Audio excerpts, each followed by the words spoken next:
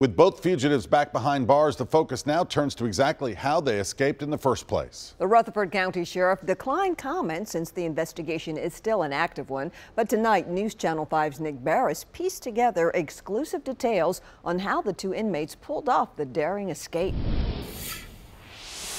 Initially, the Rutherford County Sheriff said that the inmates climbed the fence and made their way over the razor wire. But if that was the case, there would have been an awful lot of blood. That's not what happened. It turns out the actual escape was relatively pain-free. Dwayne Halfacre and Jonathan Baxter simply walked out of the jail. It's believed they exited from this loading dock door. As we investigated more, we found out that they had escaped through a side door. So how do two high-security inmates escape from their cells, make it down to the first floor, and then out the door to freedom?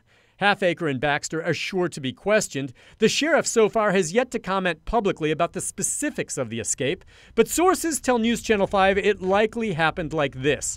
The two inmates somehow escaped their cells and jumped a female officer, pulling her into a stairwell and taking her radio. An officer needing assistance alert was issued. That's when someone, quite possibly Halfacre and Baxter themselves, started pushing the call button requesting that the secure doors be unlocked.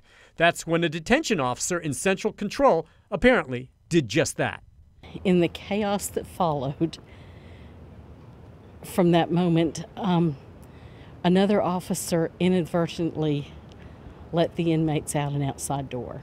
The sheriff has indicated that the detention officer failed to follow proper procedure, and what happened is still under investigation. Now, this did occur during the late shift, in the middle of the night. Clearly, something went wrong, but the escape could have been prevented.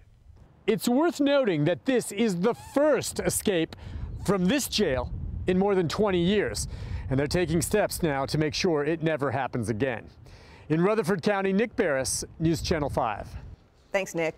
Those close to the investigation say it appears Halfacre and Baxter put careful planning into the escape, down to having a handwritten map showing the best way out of the jail.